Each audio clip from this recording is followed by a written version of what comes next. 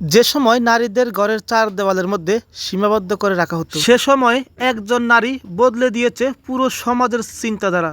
তিনি শুধুমাত্র একজন জমিদারই ছিলেন না, তিনি ছিলেন নারী জাগরণের অগ্রদূত। তিনি হলেন আমাদের লাকসামের গর্ব নবাব ফয়জুন্নেছা চৌধুরানী।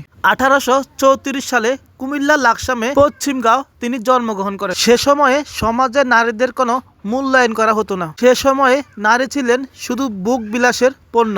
সকল কিছু উপেক্ষা করে নবাব ফয়জুন্নেছা চৌধুরানী বাংলা, আরবি, পার্সি ও সংস্কৃত ভাষায় জ্ঞান অর্জন করেন। নবাব ফয়জুন্নেছা চৌধুরানী জমিদারের পাশাপাশি সমাজ সংস্কার, শিক্ষাবিদ ও সাহিত্যিক ছিলেন। তিনি নারী শিক্ষা প্রসারে জোরালো ভূমিকা পালন করেন এবং তিনি বেশ কিছু শিক্ষা প্রতিষ্ঠান স্থাপন করেন। তিনি কুমিল্লা একটি ফয়জুন্নেছা বালিকা উচ্চ বিদ্যালয় স্থাপন করেন। এছাড়াও হাসপাতাল, মসজিদ, মাদ্রাসা, শিক্ষা প্রতিষ্ঠান, মসজিদ সহ নানান সামাজিক কাজে অংশগ্রহণ করেন। নবাব ফয়জুন্নেছা চৌধুরানী নারী জাগরণের অগ্রদূত হিসেবে সামনের সারি থেকে নেতৃত্ব প্রদান করে থাকেন। তার এই অসামান্য অবদানের জন্য 1989 সালে মাত্র 55 বছর বয়সে তাকে ব্রিটিশ রানী ভিক্টোরিয়া নবাব উপাধিতে ভূষিত করেন। নবাব ফয়জুন্নেছা ছিলেন দক্ষিণ এশিয়ার প্রথম নারী নবাব।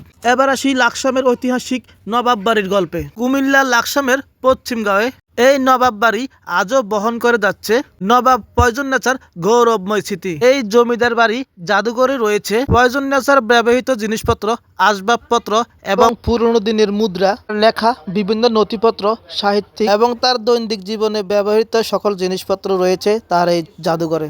প্রতিদিন শত শত লোক ভিড় জমায় নবাব ফয়জুন্নেছা জমিদার বাড়িটি দেখার জন্য। জমিদার বাড়িটি এখনো মাথা উঁচু করে দাঁড়িয়ে আছে আমাদের এই লাকসামের পশ্চিমগাঁয়ে। 1871 সালে এই জমিদার বাড়িটি প্রতিষ্ঠিত করেন। 1903 সালে নবাব ফয়জুন্নেছা চৌধুরানী ইন্তেকাল করেন। এই নবাব বাড়িটি আমার নিজ জেলা হওয়ায় আমি সত্যি অনেক আনন্দিত।